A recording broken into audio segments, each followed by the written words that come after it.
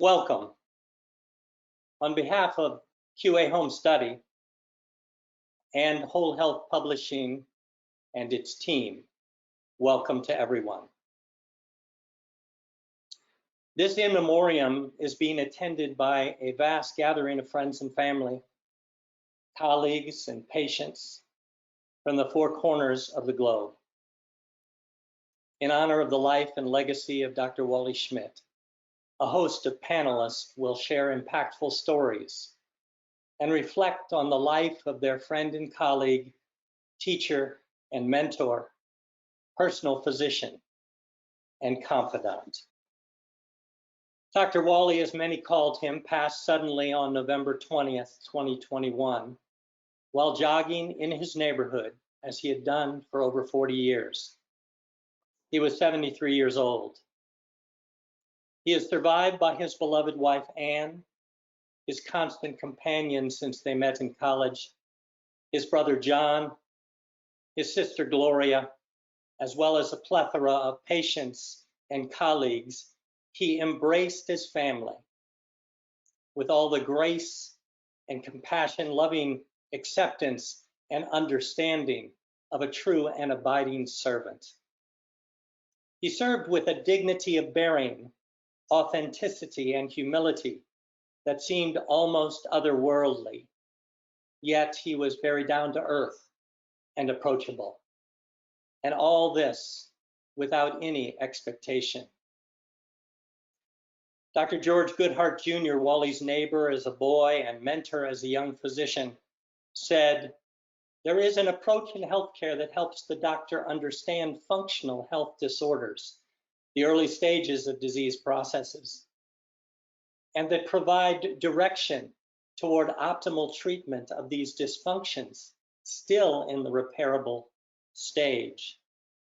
Wally dedicated his life to this principle of restoring function and gave birth to a clinical approach and thought process that guides the physician through the forest of the patient's symptoms toward a favorable and often remarkable outcome. He believed that all of humanity, whoever you are and wherever you may live, deserve the very best in natural, holistic, low-cost, low-tech health and wellness care. He believed that all people and communities benefit from improving the quality of even one person's life, thus instilling hope in the future. He was a practicing physician and physician educator, committed to forging a path specifically directed at relieving mankind's needless suffering from common and uncommon health and wellness challenges. His influence has spawned a worldwide community, people from every walk of life, diverse in culture and ethnicity, from Australia to Kuwait, from Ireland to Mexico, from Puerto Rico to the Philippines. In some, a seed has been sown. In others, a mighty tree has grown. Among his many students was a medical physician that, after attending the QA course, remarked, "Quintessential Applications has the seed within it to change the way medicine is practiced the world over." In this context, and under this banner, we have invited special guests to join us to share with you their impressions of Wally Schmitt, the doctor, the teacher, and the gentle giant of a man that had time for all he was privileged to meet. Our first guest is Dr. Richard Belli, the president of the USA chapter of the International College of Applied Kinesiology. And if Dr. Belli can hit his camera and audio and join us, we will enjoy his comments and reflections. 2 Sundays ago, I was getting ready to start a Sunday morning seminar with NutriWest, and I got a call from Ann Schmitt at 5 a.m. and I just thought to myself, oh no, that can't be good. I called her back and she gave me the news, and I was absolutely devastated. And the first thoughts that came to my mind is this is, not only a loss of somebody who I considered a great friend, but it's an incredible loss to the ICAK and AK, but it's a loss to humankind, because Wally was such a special person. He's one in a millennia person, and it's going to be big shoes to fill. And Wally's life was AK. That's all he cared about. Most of you may not know this, but Wally was actually the person who named the ICAK. And he cared so much about it that when I became chair, we had a lot of conversations about how he thought things should go. And I really took everything he had to say to heart, because it really meant a lot to me. So now we're going to have to learn how to adjust to a world without Wally. And that's going to be tough for me, and I'm sure many other people. Literally everything that I've ever created, every technique that I've ever put together has the DNA of Wally in it. And every time I would come up with some harebrained idea and start testing it, the first thing I would think is, I wonder what Wally would think about this. You have to wonder why Wally was taken from us at really what I consider a young age. And, maybe Wally's work was done, and maybe he's handing it off to the rest of us. And it's really our responsibility to fill those shoes. And it's going to take many of us to fill his shoes as a group and carry on his work and take his work to the next level. And that should be kind of our lifelong journey, because that's going to immortalize Wally and keep AK going the way that he wanted to be. Wally was a consummate gentleman, and under even the most dire circumstances would never say a bad thing about anybody. I don't think he had that bone in his body. He was amazing about that. It was just so respectful to everybody. But, I have to kind of tell you the story about how I got started in AK. And when I graduated from chiropractic school, I went to work for a PI mill. And after about 6 months of that, I hated it. I said, I can't do this profession like this. So I went to work for a high-end audio company, of all things. And then I decided I was going to keep my license. And I got this pamphlet that said the links between the nervous system and the body chemistry. I go, okay, I can get 12 CE hours out of this. I don't know who this guy is, but I'm going to just go sit and get my time, get my CEs. And I'm not kidding you. It was about 10 minutes after the first joke that I went, okay, this is who I want to be like. And it was just, all over after that. I read every paper he ever wrote. I followed that guy everywhere. And I ran into him at the LAX airport, and I was walking along with him. And I said, Wally, I've read every paper you've ever written. You know how he gets that kind of funny grin, that adorable grin that we all love. He looks at me and goes, and you understood him? I go, yeah, I really enjoyed him. He goes, why don't you come out to my office and observe me? So he invited me to Chapel Hill. So of course, I was a broke right out of school student. I gathered up every penny I had, got myself to Chapel Hill, watched him for a couple of days. He took me to lunch in his, John, you probably remember this, that old beat up Corvette. Oh, yes. And I sat in the front seat, and it was that deep in Jeff Bland tapes. Then he invited me to his home, and Ann's got this home, is just pristine. Then you go into Wally's room, and it looks like somebody threw a hand grenade in there and ran. I mean, there's 5 TVs, there's stuff all over the floor. It was like going out the door, and Ann said she just goes by and shuts the door. That was one of my first close encounters with Wally. We became good friends after that.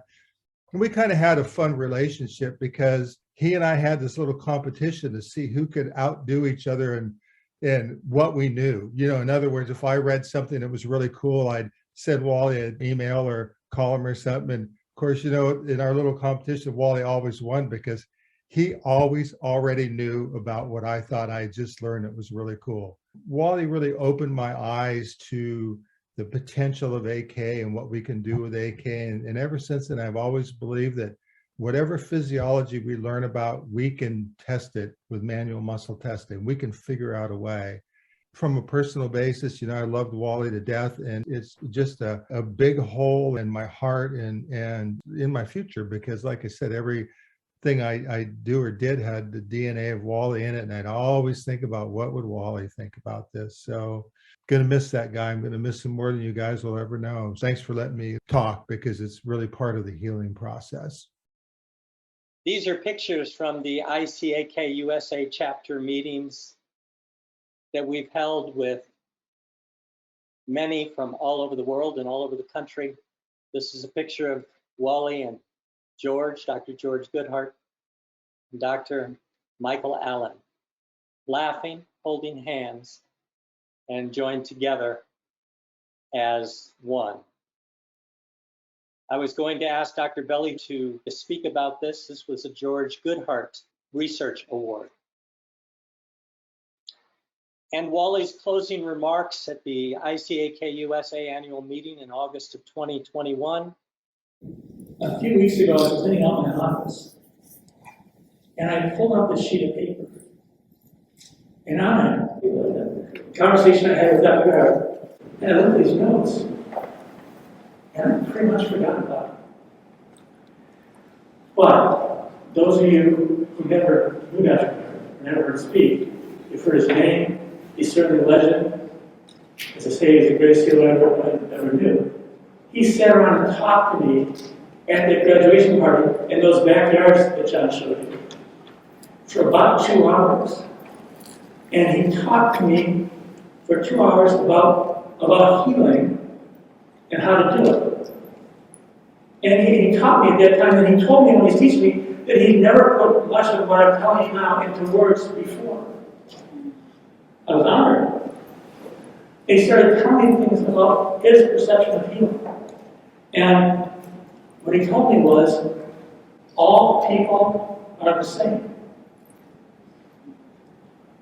Man is created in God's image.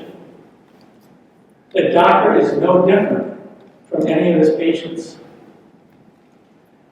The work that a doctor does in figuring out what is wrong with the patient, especially an AK doctor, is not for the benefit of the patient, but for the benefit of the doctor. For the benefit of the doctor, in the sense to align the doctor with the patient, or tune into his energy, or whatever you want to say along those lines, so that the doctor may now act as an intermediary between God and patient. He said, a true healer may simply touch a person, and the person will be better. But most of us have to find a way to tune into the patient's energy or whatever, so we may act as a conduit for the healing energy to the patient. And that's what AK helps us do. So, if that doesn't create humility, I don't know what will. Perhaps the goal, if I had a goal, would be a sports medicine doctor. Perhaps the goal of maybe being a family doctor. Perhaps the goal of being an endocrine doctor, or an immune system doctor, or a neurology doctor. Perhaps the goal might be better thought of to have the goal to become a healer. I thank you very much. So I'd like to invite those who can, Dr. Melissa Tong, Dr. Tavia Reyes, Dr. Carrie Case, and Dr. Matthew Lyon to come online. Hit your video button and your audio. All of these doctors represent the future of applied kinesiology practiced in the context of the clinical thought process known as quintessential applications. Dr. Tong and Dr. Case have both been privileged to practice with Dr. Schmitt. Dr. Reyes is a new graduate from National University of Health Sciences and has been influenced by our friend and mentor, Dr. Wally Schmitt. And Dr. Matthew Lyon is the primary subject and star of our mentoring program that is just about to conclude after 18 months. I would like to start with you, Dr. Tong. Please share with us your impressions whatever stories of your experiences with Wally that you wish to share. There's so much that he taught me and showed me. And, you know, today I am the doctor I've always wanted to be because of him. And when I only had a short time with him in the office, but it was absolutely the honor of a lifetime. It was the peak of my career, I think. I mean, I was practicing with Dr. Schmitt. I mean, how better can that get? I recalled a conversation that a friend and I had, a patient, and we were talking about, how do you possibly sum up the QA? How do you possibly put it all into something quick when patients go, how did that happen? Or how'd you do that? Or what's that? And she looked at me and she said, you know what? The QA is not magic, but it's magical. And I thought, that's it. That's it. And what she meant was, it's not magic because what he did was rooted in science, in research, trial and error, never stop learning, never stop asking questions, always have your science with you. But yet it was magical because he was magical and the results were magical. And it just summed him up. He was so rooted in science and his research and always asking questions, and there's always that little kid in him that wanted to know more and to think more, and he was always interested in what everybody was doing. And I used to think, you're like the master, and he was so interested in everything. He was always curious. When I think about being there with him, I think the most cherished time was sitting in his office and talking about what we found that day. And I used to tell him, because he wasn't taking new patients, I would say, are you living vicariously through me? And we would laugh, because he always wanted to know what I would find on these new patients, because he hadn't taken a lot of new patients. And he would tell jokes and get that big smile on his face. And I think that was the most cherished time. All of it was, I cherished all of it, but sitting in there with him and having that few minutes for him to just give me a little window into that brilliance was something I just soaked in like a sponge. And because of him, I know that I can walk into any situation with a patient and I know I can solve it. And I know that he gave me that confidence. And when I think about that saying, you never know how far reaching something you think, say, or do today will affect the lives of millions tomorrow. That's him. You know, we are living his thinking, his saying, his doing, and we are also carrying that forward. And it's just an honor. And if I had 5 seconds with him, I would say, thank you, thank you, thank you. Thank you so much, Melissa. I know that when Wally spoke of you, it was always with great pride. Yeah. And great admiration for what you had done and what skills you brought to the table. He spoke the same way about Dr. Carrie Case, who took over for you in a sense after you departed. And Yeah. Dr. Carrie, please comment as you will.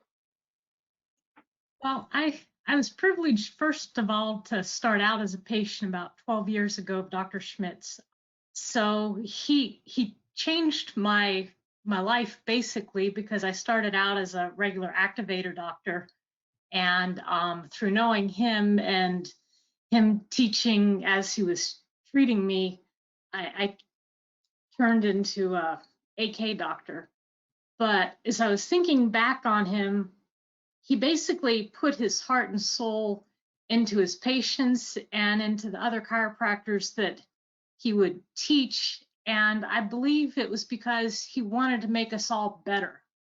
As a patient, he wanted you to be relieved of whatever suffering that you were experiencing, which was why you were coming into his office. And if you weren't doing better, I could see he really would be challenged to try to change the situation, and it would really bother him if when you walked in the next visit, you didn't say, oh, I'm much better than the last time I saw you.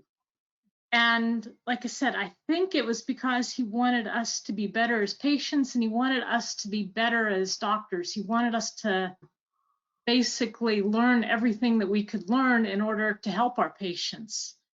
And I remember my first visit with him, he spent at least 20 minutes discussing innate immunity versus adaptive immunity. So it was like I went in to see a doctor and came out with a world of knowledge, and he even sent me home with some homework to do, to watch a webinar that he had done for another company. It was just a privilege being in his office. I remember when he asked me to join his office, I said, you know, I don't think I know enough to be in your office. I've only been doing this for 5 years. And he said, well, I like to teach. And he said, if you're in my office, I have a permanent student, and that I can just spend every day teaching. And he just thought that was the best idea ever. So, like I said, I mean, it was a privilege knowing him.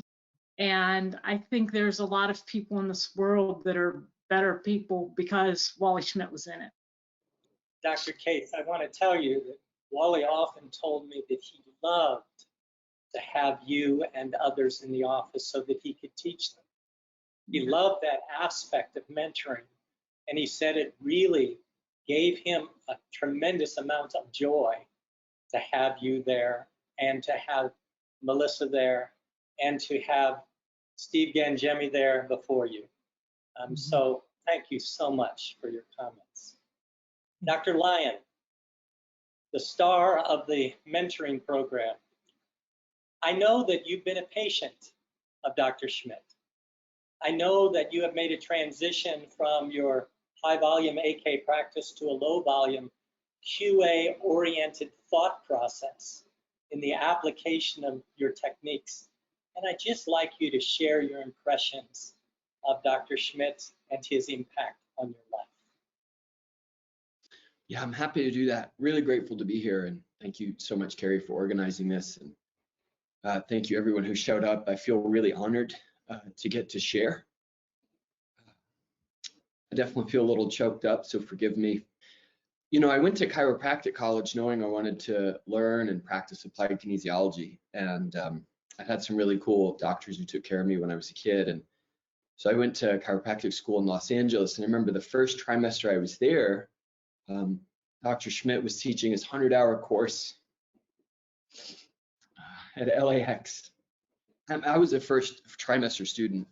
It was pretty much all over my head. And, you know, the one thing, though, is I love that saying that we don't remember always what people do or say. We remember how they made us feel. And, you know, I felt so inspired by Dr. Schmitt. I felt so enlivened. I felt so lit up about the possibility of service to humanity, and that all these pieces of health could link together.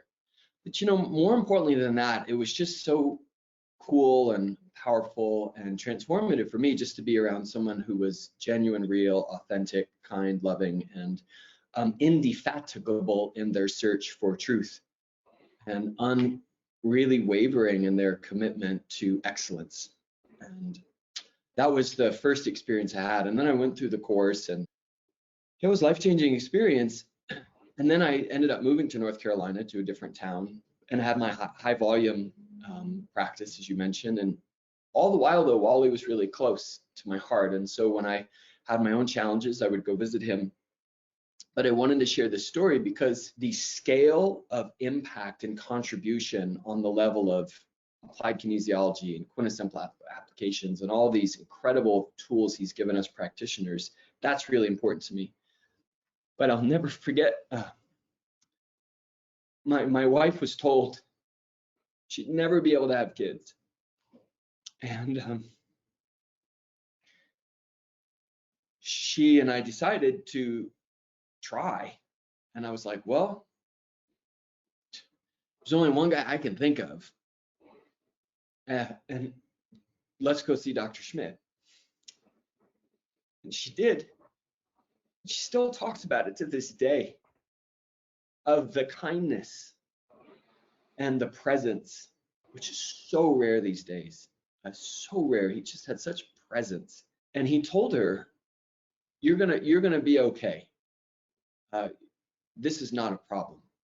And it wasn't like placation so much as it was really authentic from him, because he was finding these functional barriers, as it were, to the proper function of her endocrine system, her ability to conceive, despite having had major surgery after a catastrophic incident in that area of her body. So I will never forget his kindness. And then the wizardry, which worked with her. And we have 2 kids now. There's this book I read once, and it was, I think, the Teachings of Abraham or something. They said that, all healers are really soothers. And while Wally had this like penultimate intellect and keen sharpness and observational capacity and just a voracious appetite for knowledge, who could then, unlike me, then put that into parts and pieces and deliver it, he also had this kindness, this love, this essence, this light, and he was a soother. And I from my perspective, God is the source of all healing, and I really believe that Wally was an incredible instrument of that. And having grown up in the Franciscan tradition myself, one of our favorite prayers is the prayer of St. Francis, Lord, make me an instrument of your peace. And to me, that's what Wally was. And it was that relationship, that meeting point, that nexus point between humility, hard work, deep love, and grace. One of the most influential people in my life, Dr. Schmitt was.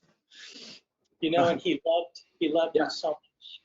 So I'm so grateful. Thank you for letting me share that. You're very welcome. I can't imagine what Wally must have felt when on our first mentoring session, your children were running by behind the camera. And Wally used to love to sit down at breakfast and watch these mentoring sessions and take notes and give comments. And he got tremendous joy out of it. And he appreciated so much your involvement, your perspective, your growth. It just gave him a tremendous amount of joy. And thank you so much for being here. Thank you so much. And last but not least, our newest doctor in this group, Dr. Tavia Reyes. Dr. Reyes just graduated from National University of Health Sciences in the spring and is now practicing in Florida. Dr. Reyes. For me to share my experience with Wally, I'd have to talk about my dad, Carrie, Dr. McCord. And when I met him, my entire perspective on the potential of holistic care changed.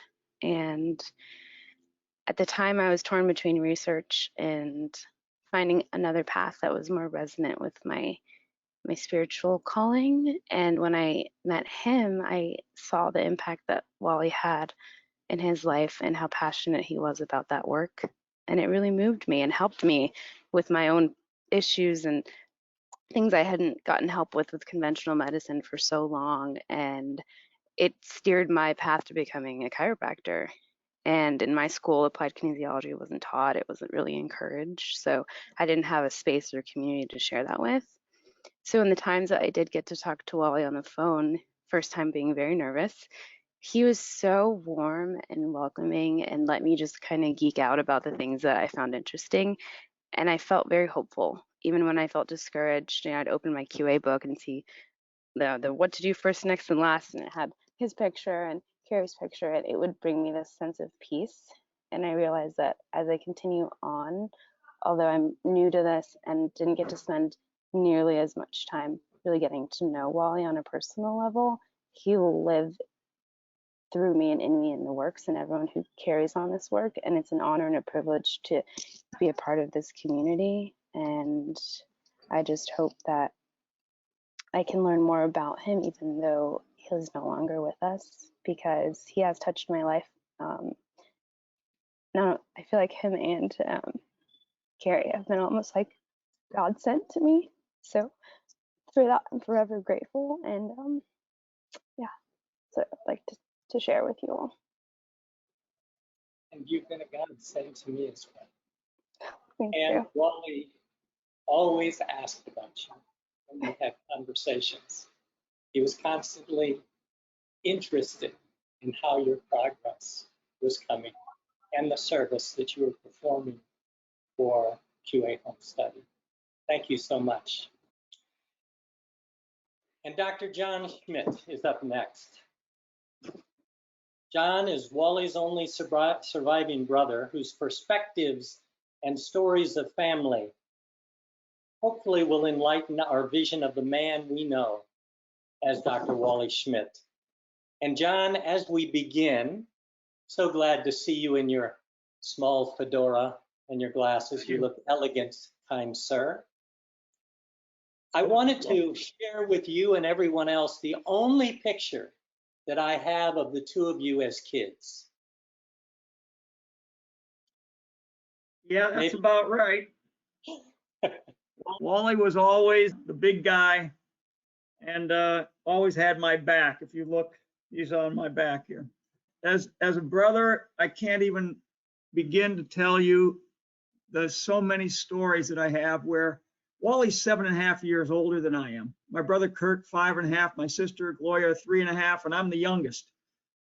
And he is 7.5 years older. So we did not have a lot in common for quite a long time, since he was in high school and I was still in, elementary school, et cetera, et cetera. So there's not a lot of intellectual or athletic ongoings that we had. But in general, being the big brother, he always had my back. I can't tell you how many different times. I remember the first time we were skiing in Vail, 1965. They only had 20 buildings in Vail at the time, so it's a pretty long time ago.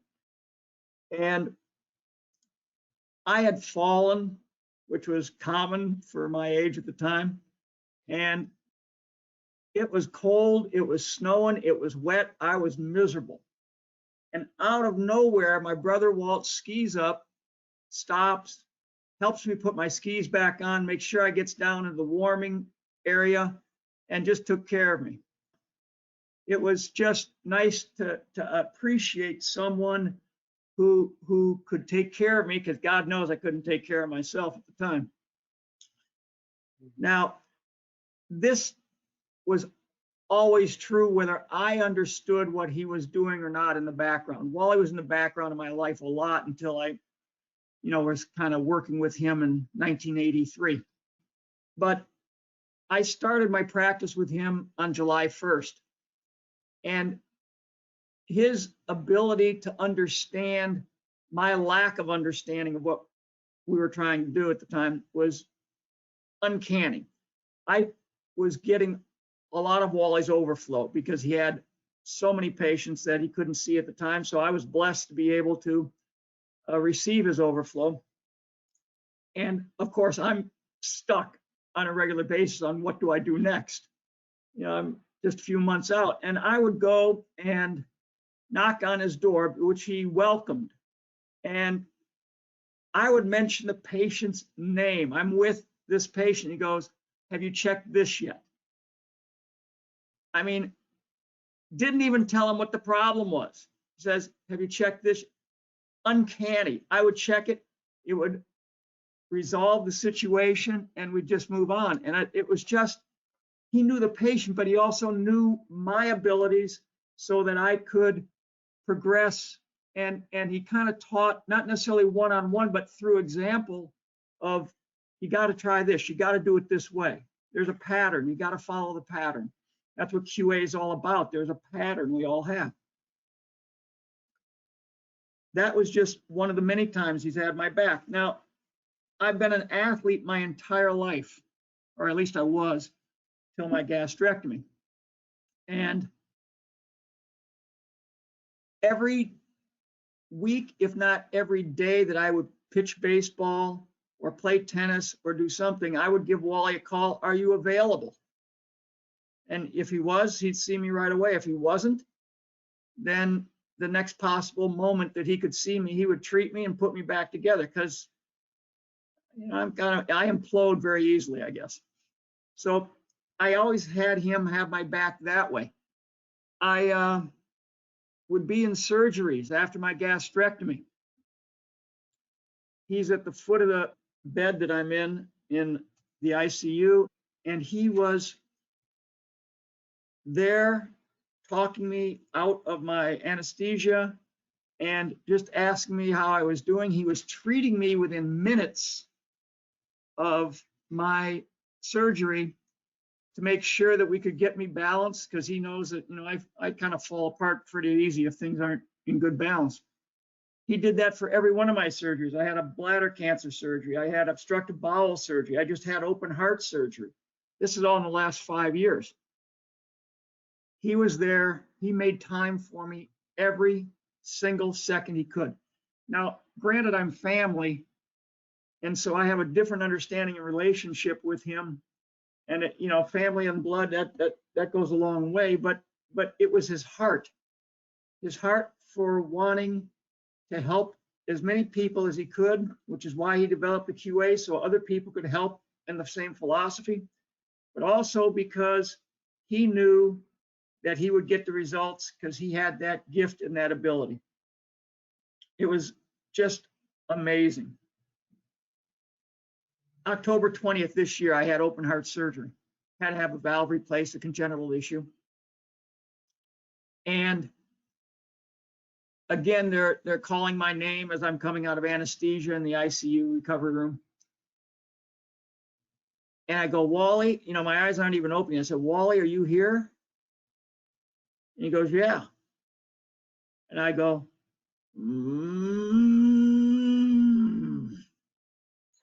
because I told him as soon as I came out of anesthesia, I'd let him know whether I got a pig valve or a cow valve. And I could hear him laughing. The nurse was clueless. She didn't know what was going on. But I mean, that's the kind of relationship we had. We would always try to entertain each other.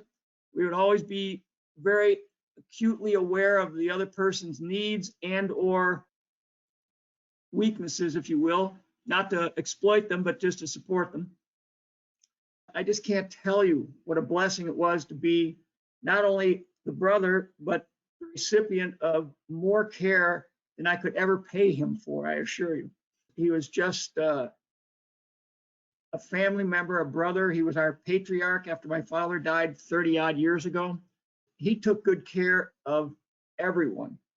My mother, when she needed home assistance for the first year and a half, and then 3.5 years after that in a nursing home, a good nursing home, every single month would fly up at least once a month to treat his mother from North Carolina to Michigan. Every month. Now that's a good son, but that is somebody who is dedicated to wanting to help people, especially family, in every possible way. And by the way, the AK organization is his family. So he welcomed people into his life from the AK group, just as you've already heard, to be able to respond to their needs and their care so that they could help more people and they could feel well. Well, how many patients do we have? They walk in and they go out feeling the best they've ever felt, and they don't know what we did. The blessing is Wally knew what we did. He could take the most difficult information on paper and be able to turn it into a technique and be able to describe it so we could apply it in ways that humanity and the world has been able to achieve greater health and better lifestyle. Let me share with you a couple of things. First of all, Sure. when Wally knew that you had the need of his assistance, and he said, I can't do some of this work. I have to go take care of my brother John. I said to him, the most important thing is taking care of your family. I said, don't worry about it. We'll get through. We'll get to the other side. He loved you so much, and he cherished his relationship with you and so many others, but especially with his family. And his extended family as well got to share in that love that he had in his heart. and that spirit of the servant that was manifested every day of his life. Yes. Let me ask you a question. Do you remember anything about living next to Dr. Goodhart when you were young? Are you kidding? Oh, yes. Did this Oh, ever yes. really happen? That's all I want to know. Hey, George, what you doing? Uh-oh, it's that Schmitt kid from next door. Stay cool. It could have been any one of the Schmitt kids because we were a rash where he didn't want it. My dad and Dr. Goodhart were the best of friends, and they were always trying to one-up each other in one way or another. And he would assume while he is out reading his journals after Kitty died, or after he was doing, something entertaining like reading a good magazine, that he always thought my dad would send us over to bother him, just to be an irritant to him, because that's just how those two operated. So yeah, it's very probable what you're doing. Sure. So is there any particular story that you think of right now? Funny story in relationship to that goings on in the backyards that I understood were connected, and there were football games going on back there, and your families were engaged constantly. And your father, as you said, and George were such good friends. Anything, single story that you'd like to share? We always had family get-togethers on Christmas Day. And there was always an exchange of gifts by Dr. Goodhart and my father. Dr. Goodhart's home was big enough for him and his family, but it was smallish in comparison to a lot of the other homes around. And they had a very small bathroom that really supported 5 of them. And so my dad bought a radio that was in the form of a toilet. And it flipped up the back of the toilet and you could work the controls. And it was just, maybe this big around. But my dad got the biggest kick out of giving that to Dr. Goodhart, because Dr. Goodhart would spend a significant amount of time, as my father would, in the bathroom every morning. In response to that, Dr. Goodhart gave my father a little head of a hag, that you just hook it up on the wall, and it had a little pull on it. He says, well, you need to hear what this hag has to say. And so my dad put it on the wall, and he got a nail and he pulled on it. He says, no, Walt, you have to pull it harder. So he pulled it real hard, and the hag spit at my dad, spit water at my father. So, and it was just fun because it was never malicious. But watching my dad and Dr. Goodhart and our families interrelate, well, we started skiing with them way back when we were when I was 4 years old, 5 years old. So, I mean, it was really a community of another family that we were the second dad. Doc Goodhart was our second dad. So we could pull jokes on him and he could pull them right back on us too. Thank you so much. This is so meaningful to us who have a relationship with Wally, and through Wally with you, or through you with Wally, that depending on our access to the Schmitts, brings to life some of that joy and zest for life that you all had as families together. We appreciate it so much, you being here. Thank you, John. Thank you also. God bless you. God bless you. So following up to John, he takes himself off camera, is Dr. Jerry Morantz, arguably Wally's best friend. They met at National College of Chiropractic, and they've been joined at the hip ever since. So Jerry, welcome. Thank you. I know that you were the last patient that Wally ever treated. That on that day, you took this picture. And just a few words about the meaning of this picture at this particular point for you, and then go on with any comments you have to share. I have practiced extremely well so I don't flubber all over the screen and get everybody all wet. So I've done enough of that to this time, and I promise you it won't happen today. You can't probably see it, but there's a bird feeder hanging down at the bottom, and there was birds all over it. So Wally's office. What a welcoming place. It's like Wally. The heart is big. I first met Wally, and needless to say, everybody called him Dr. Schmitt when they first met him. And needless to say, everybody refers to him as Wally because he is Wally. And he's my teacher, he's my mentor, he's my friend, and he's my brother. Not quite the same blood as John and Kurt, but we had our own way of bringing forth blood, which we did from each other many times. The story of how I met him, to begin with, is probably a classic. It was Yancey Hall. We were graduates of the National College of Chiropractic, now called National University of Health Sciences. He graduated December of 1974, and I in December of 1975. He's sitting on a table outside the mailboxes where a lot of pamphlets and information is there for everybody to pick up and see what's going on in the college community. Wally's sitting on the table with these two wedges, and I remember saying to him when I passed by, "Are those wedges so you could steer your car up on it and change the oil or something like that? What's going on?" And in his proper polite way, he said, "No, those are called sacro-occipital technique blocks." And he started sharing something about applied kinesiology and what it is. And then without a minute pause, he comes right out and he says, "How would you like me to show you some of what we do?" And I said, "Yeah, that would be great. I'd love that."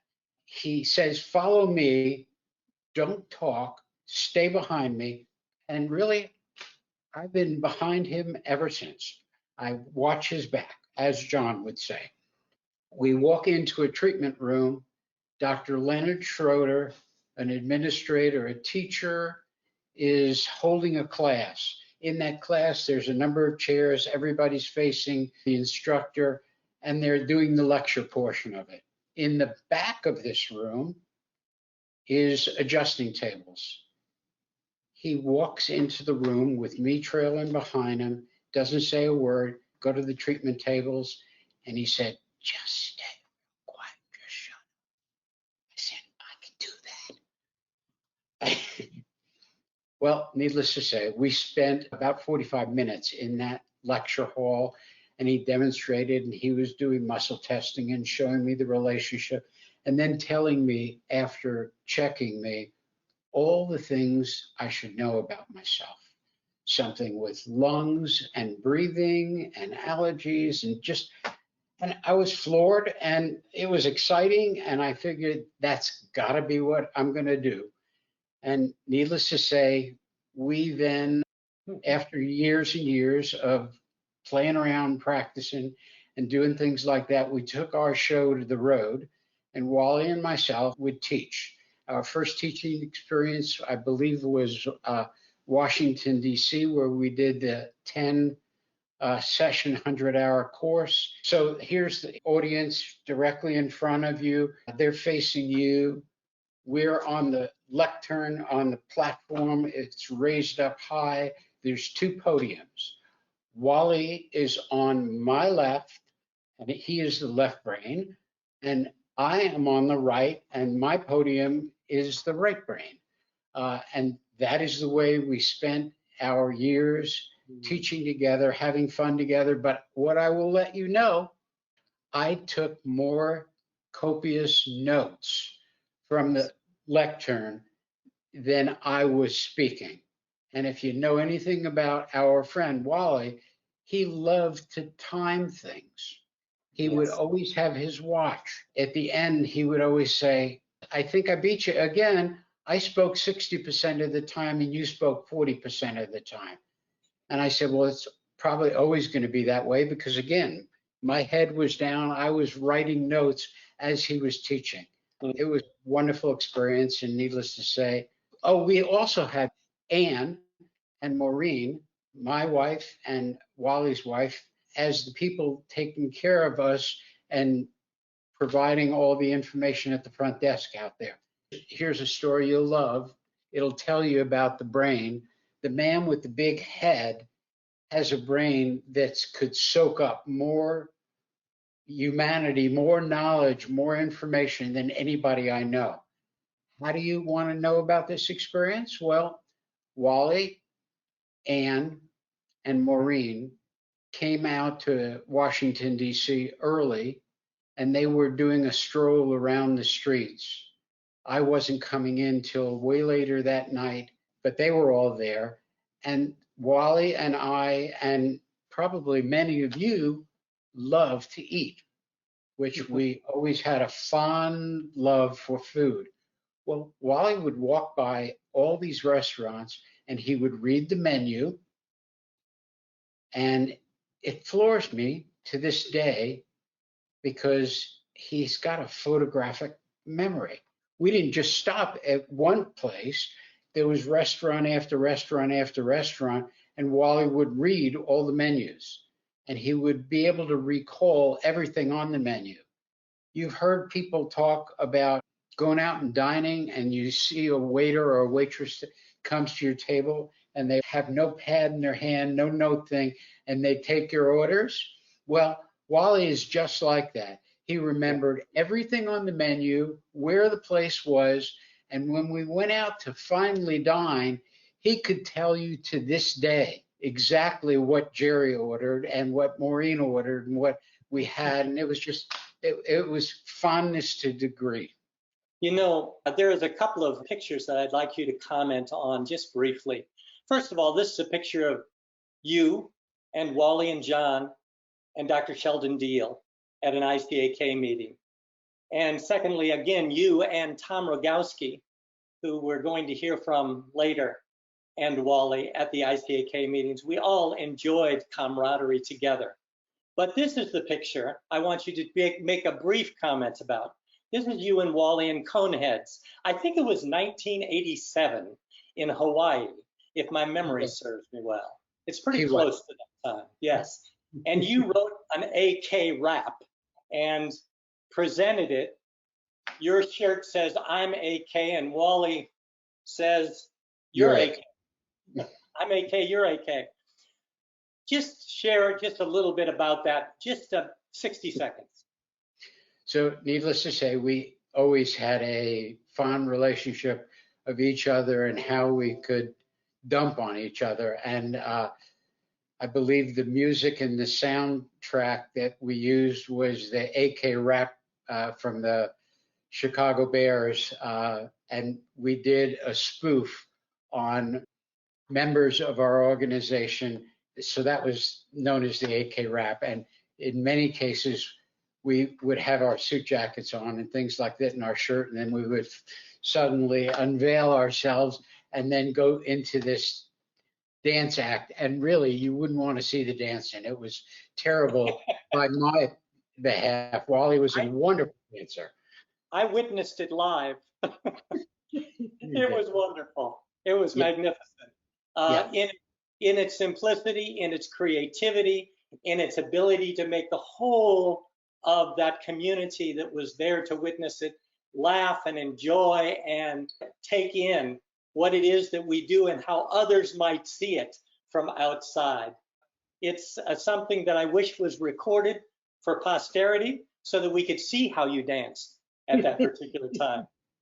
And this is apparently you on a beach someplace schooling Wally. I don't know what about, but you had your hand pointed at his face and he's smiling with his head back. If you look closely, he had his earbuds in. He was just coming back from a run. And chances are he really didn't hear a thing I was saying. I am a brother. First of all, my children referred to Aunt Ann and Uncle Wally as Aunt Ann and Uncle Wally for the obvious reason. To my children, they were family. We would vacation together. We would go to band concerts together at the Indianapolis Dome and watch the kids perform. Graduations. So needless to say, it's family. And yes, you had mentioned I was probably the last person to see him in person, face up. And I did not have a clue at the end of our 2 hours together. We were getting ready to leave, and I said, well, we have some choices here. I said, I've got some time. Anything you want me to fix in the office or something like that? And the blood pressure cuff he was using was kind of leaky. I said, you got any more of those bellows? I'll go ahead and change it for you. And he said, well, yeah, let me take a look. And then he said, you know, Peggy knows where it is. I don't know a thing. So that was the end of it. I wrapped my arms around him, gave him a hug. I was not aware it's going to be the last time. You know, Jerry, he loved you very much, as you know, and he did consider you family. And every time I heard him talk about you and the family, it was with great joy and great feeling of love. Thank you so much for being here and sharing with us your impressions and stories. My pleasure. Thank you so much. This is Wally and Jerry. I forgot about these slides with Glenn Doman at the Institutes for the Achievement of Human Potential, where Dr. Schmitt received the prestigious award, the Brazilian Gold Medal of Honor. You can read about that at another time. And of course, as close as they were, they had to make a human totem pole with Wally at the bottom holding up Jerry and his little one. So without further ado, let us invite Dr. Michael Leibowitz to the stage, so to speak. One of the few who taught with Wally, other than George and Jerry, and of whom Wally spoke with great affection. And Michael, just so that they will know that you taught with him, here you are on stage with Wally, treating someone probably in a workshop, a demonstration, but share with us your impressions. Thanks, Kerry. I mean, a lot of this is going to be more about our earlier years together, and a lot of what I have to say mimics what a lot of the other people have said. But you know, Wally was a good friend. He's like an older brother, a mentor, a fellow researcher. And starting in the 70s, I became an AK groupie. And I hadn't even been to chiropractic school yet, but I had read every ICAK paper that was out there and everything that Wally wrote and George had written. After graduating, I went off to practice in Hawaii. When I came back to the mainland in about 1984, I got a flyer for a George Wally seminar. They were like my idols. My first thought was, am I worthy to attend? And so I wrote a 2-page letter to Wally because his address was on the brochure. And I said, hey, can I attend? I don't know if, I know enough or this or that. And we're sitting in our living room in West Virginia, and phone rings, and my wife picks it up, and she says, Wally Schmitt is on the phone. And for me, being a big baseball fan, it was almost like if Hank Aaron had just called me on the phone out of the blue. I was so in awe. I went to the seminar. I was suffering from chronic fatigue at that point. He was teaching about cholecystokinin. And he said, is there anyone in the audience who suffers from a lot of fatigue and brain fog? So I just shot up my hand, and he called on me, and I went up, and he tested the CCK on me, and I had some muscle inhibition from it. He said, okay, you can sit down. And I said, well, what do I do for this? And he said, I don't know yet. He said, maybe try some zinc. So I went home and I tried some zinc, and I was great for 6 months. It was like everything just left for 6 months. But then things started recurring, and he had given me this desire to research. So I was doing a lot of research on food sensitivities, on Candida albicans back then, and we were discussing things back and forth. I know Richard Belly was involved in some of the research. We were doing some things together, like how to check for prostaglandins and how to check for leukotrienes. And he was teaching a lot of his stuff. He was teaching a lot of the stuff we developed together. And he said, well, why don't you come and teach with me? And that was like, the biggest honor I could have. And he was teaching in Chapel Hill those days. And for, I think, 3 or 4 years, we taught, multiple times a year down in Chapel Hill. I know one time we were trying to discern, how do you figure out pollen allergies? And so I found this company that sold little vials of actual pollen. And, we were treating, and we asked for someone who had different inhalant allergies. And this doctor came up, and we took a Q-tip and we took a little bit of the pollen and we put it in his nose. And he ended up with an anaphylactic reaction on the table. The other interesting things at those seminars that we taught together is one time my son Noah came, and he was still in diapers. I think he was probably, it would have been about 8 or 9 months old. So my wife has him in the lobby, in an outdoor lobby, just playing around, and Wally and I are teaching a seminar. And Cynthia comes into the seminar and says, Noah was bit by a spider. And it was on his neck, and there was a doctor there, Dr. Walter Murray, and he came over, and Cynthia had kept the spider and said, oh yes, that's a black widow spider. And so we rushed over to Duke ER on a Sunday. They just had interns there, and and Noah's convulsing, and they don't know what to do. Anyway, not to go off into a Noah story, but Wally was there for us the whole time, because we were definitely there for a while. One of the things I remember when we were teaching the most was we went out into the lobby. I don't know if it was a break or right before the seminar, and Michael Jordan was out in the lobby. There are all these people surrounding him, and Wally looked at him, and he looked at all the people surrounding him, and he looked at me, and he said, those people should be asking for our autograph. I remember him telling this story at one point, and he felt so strongly about the gifts that we're able to give to humanity that it was much greater than the gift of talent and work ethic that Michael Jordan brought to the basketball court. Yeah, for sure. I mean, after so many years teaching together, he started studying Ted Carrick, and I was staying in environmental medicine. And so we kind of started teaching on our own, but he was always there. When I had brought magnet testing to AK, it was like I didn't feel it was legit unless I got Wally's approval. He actually wrote an ICAK paper confirming it, which was, wonderful for me. Anything that I was developing, I thought Wally has to find it too. I just don't want it to be something that's in my head that doesn't work for anyone else. And I always trusted him the most. We had done set point technique. That was the first award I won, was a co-award that I won with him for set point technique, which I have hanging up in my office. And with Noah, it was so wonderful that, Noah, who, he helped when he was bit with the black widow spider, also was the first recipient of the Wally Schmitt Award at ICAK.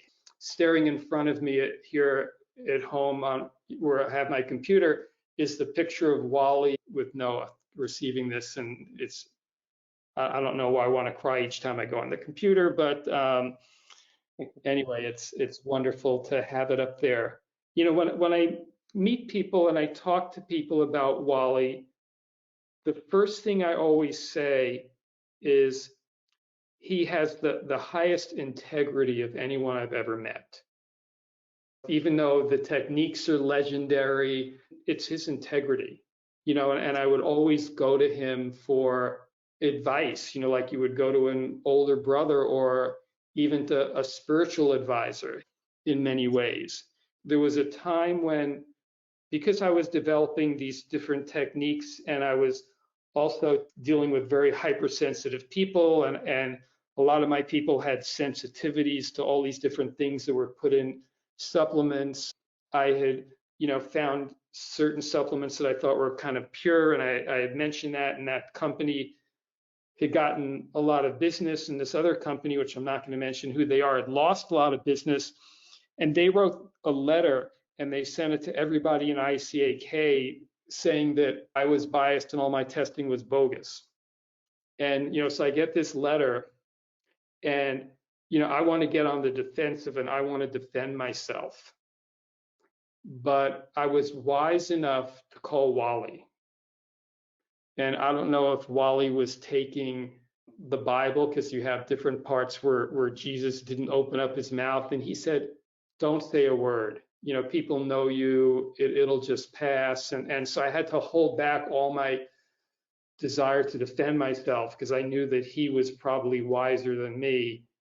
Everything kind of worked for the best. I mean, he took me through my 2 bouts of pulmonary embolisms where I almost died, giving me advice and seeking advice from people like Jeff Bland and others for me. He was calling me every single day during my COVID infection recently that was pretty severe.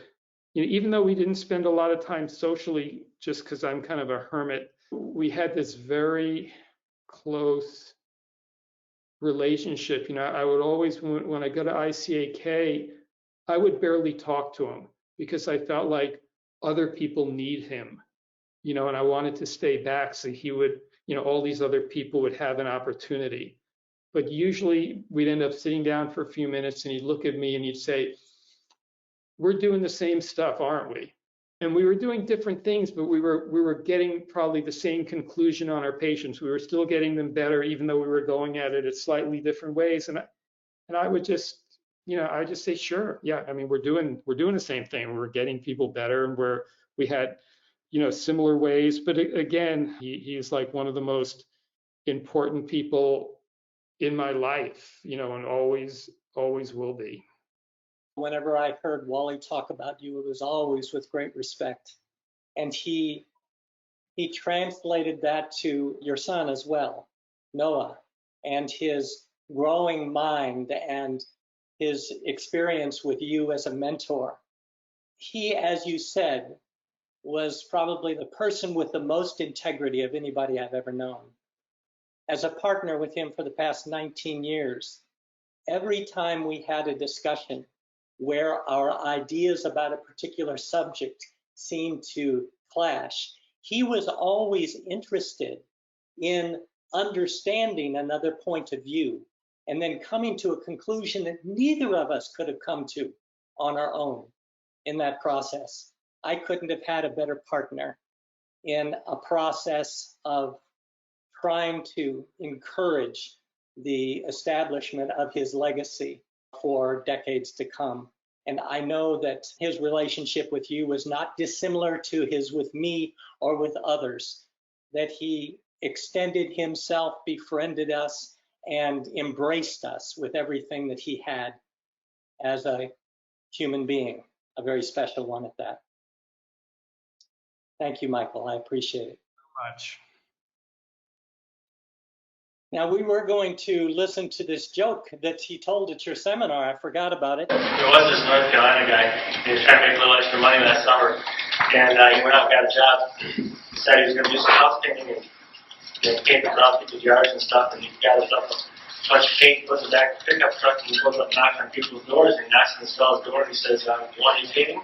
He says, "I'm a Carolina student trying to put myself through college." And he says, "Yeah." He says, "I got a porch out back he's painting."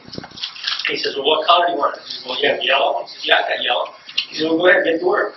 So 20 minutes later, he's knocking on the front door again, and the guy comes to the door and he says, "What can I do for you?" He says, "Well, I'm finished." He says, "Finished already?" He says, "That's a big porch. You couldn't be finished already." He says, "Nah, it's not that big, and it's not a porch either. It's a Mercedes." These are the kind of jokes that Wally told all the time. When we would teach together, I'd come into town. We'd never go over the material. We would just ad-lib the whole thing. But the only thing we would do before the seminar is he would have a piece of paper with all the jokes he was going to tell. Yes. He wanted me to go over it and make sure that I didn't think that the people that were at the seminar had heard those jokes before. So that was one of my jobs.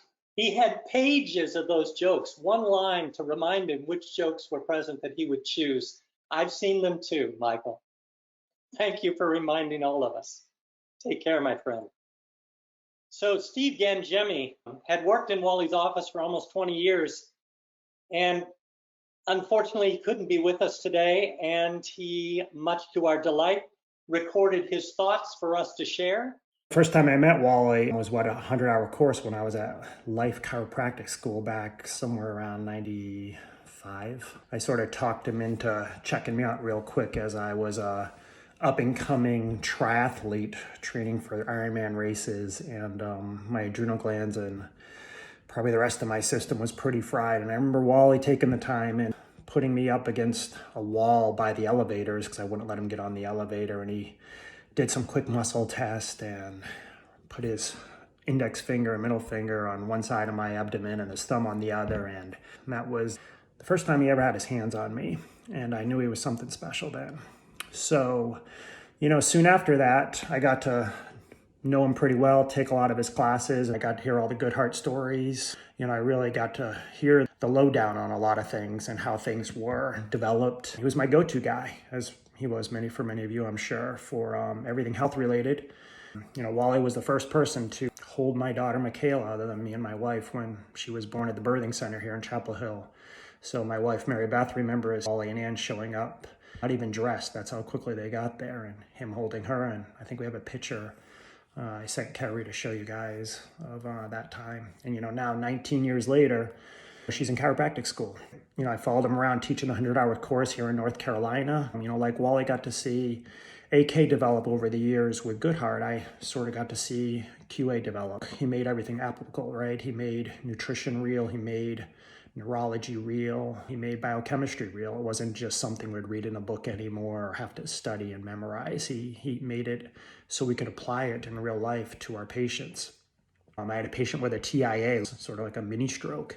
Luckily, Wally was there, as he was for a lot of my patients over the years. As I was a young doc, whenever I was stuck, he would come next door. Always, could knock on his door, and he'd come right over and spend as much time as he needed to. When this patient was having this TIA in my office, he was at home. And he came over and spent like an hour with me, and I just remember him helping me get through the patient as she's on the table and having her chew up Cataplex G and giving her oxygen and getting her out of that crisis. He had the confidence to know what to do and how to apply certain techniques and always stay cool and calm.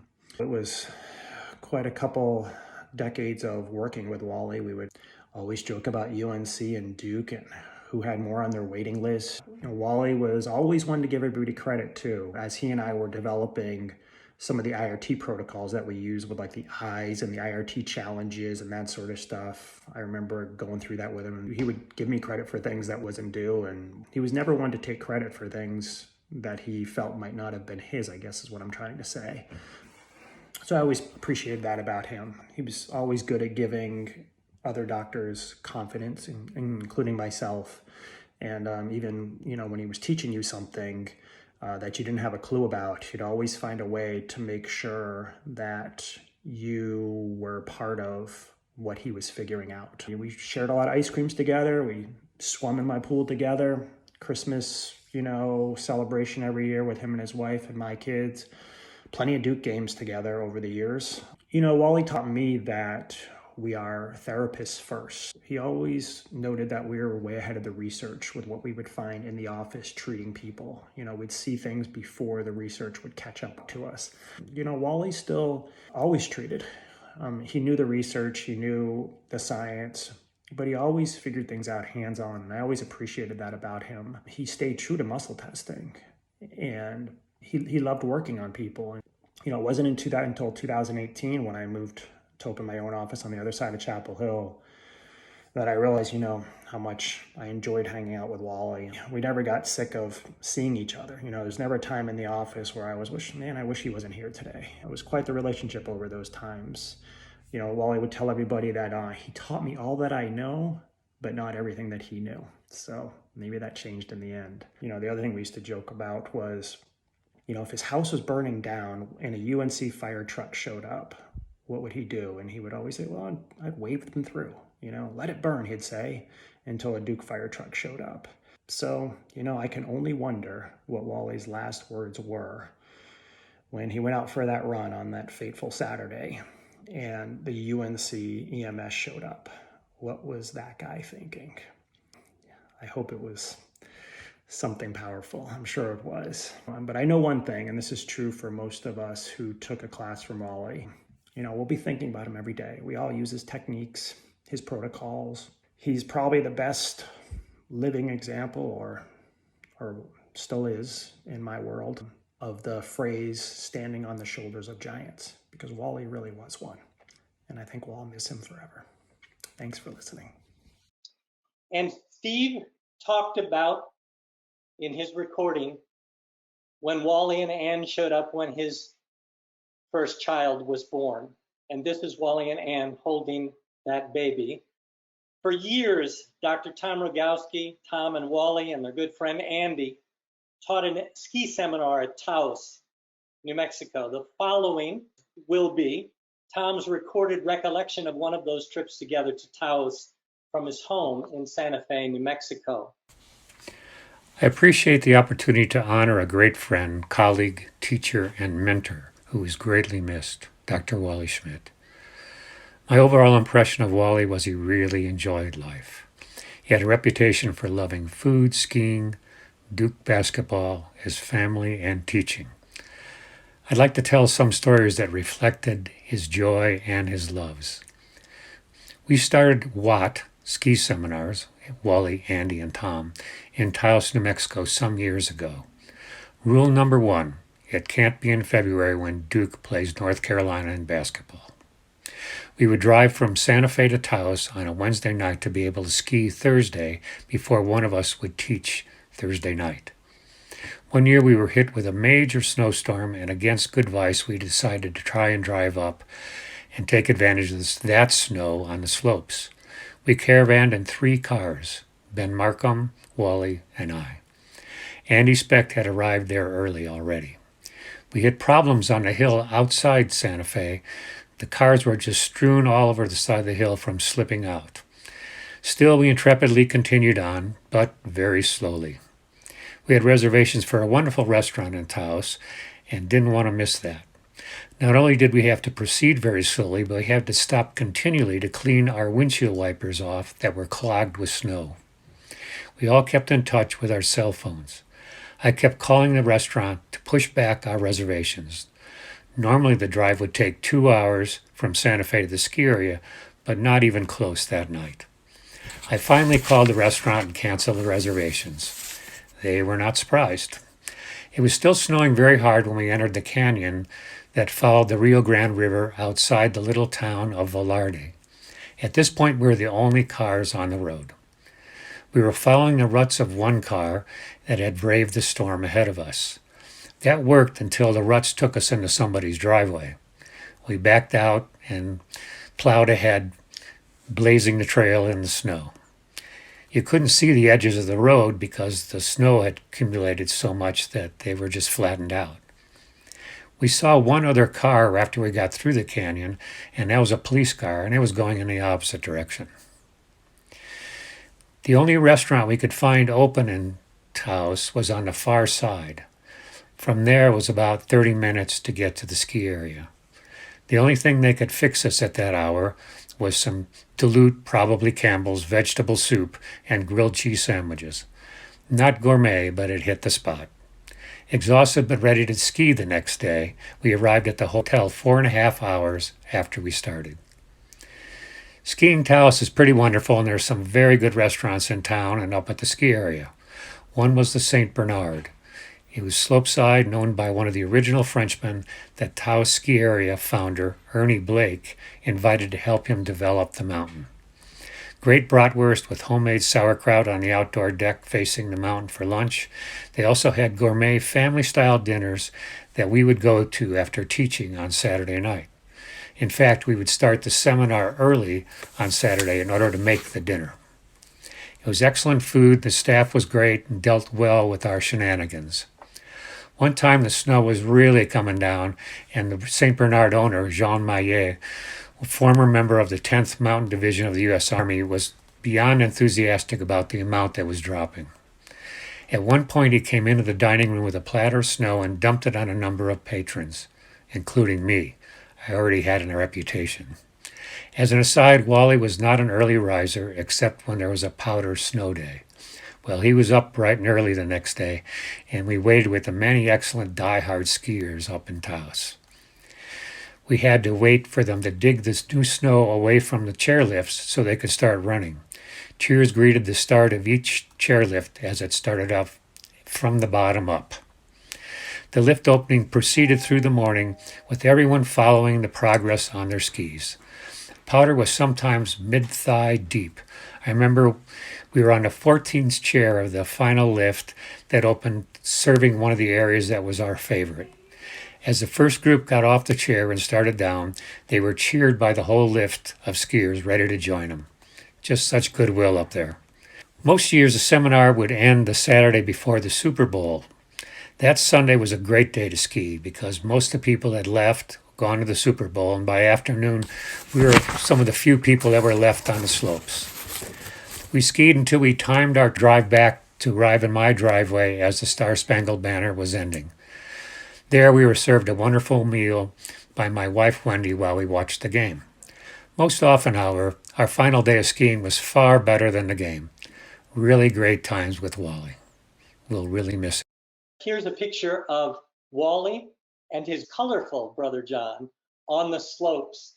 Wally used to always be talking about John, that everybody knew him at every ski resort they ever graced with their presence. And they used to do that every winter. I'm going to take myself off screen and read a few of the many written comments from colleagues across the globe. This is from Dr. Tracy Gates. It is difficult to accept that he is no longer with us, but his legacy will live on for all future generations of AK practitioners through his work and contributions. But mostly, I will remember Wally for his pure kindness and compassion, which is perhaps the greatest legacy for any practitioner or person. Dr. Gates is from the United Kingdom. And here's Wally treating one of his young patients, as you can see, trying to resist his pressure. He loved children, he loved everyone he came in contact with, and here are just some of the pictures of children in his office.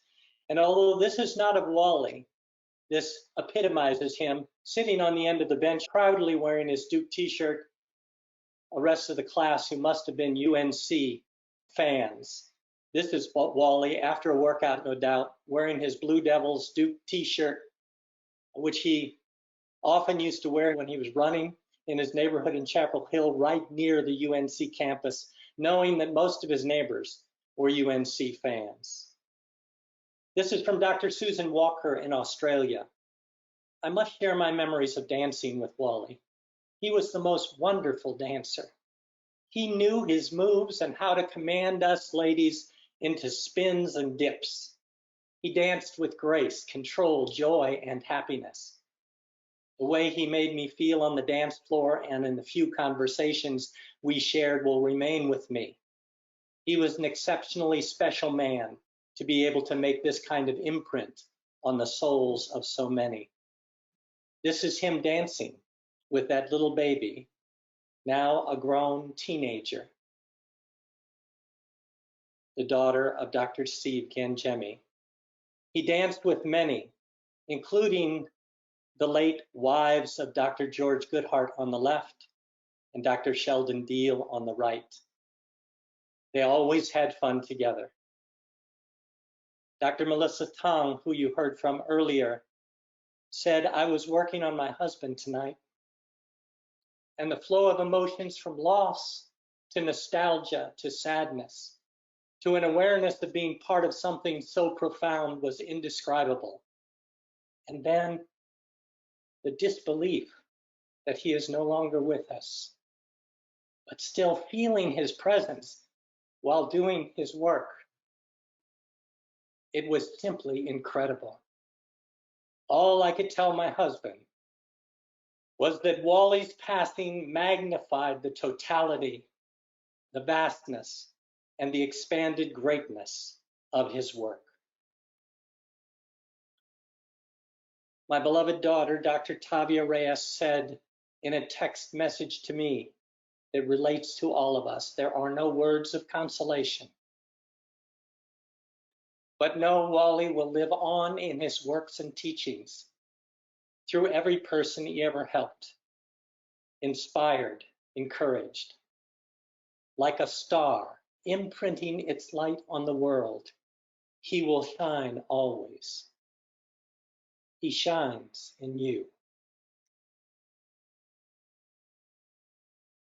Wally loved his family, especially his wife, Anne.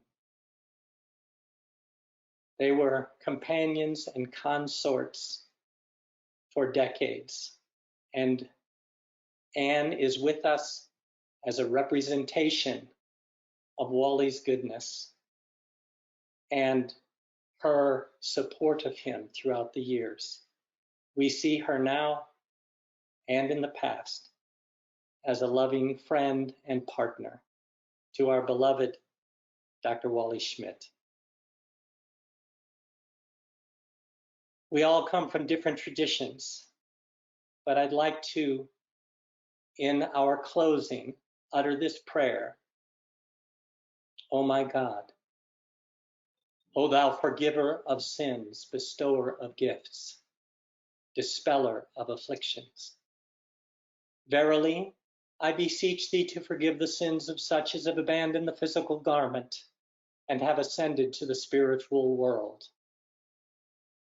O my Lord, purify them from trespasses, dispel their sorrows, and change their darkness into light. Cause them to enter the garden of happiness, cleanse them with the most pure water, and grant them to behold thy splendors on the loftiest mount.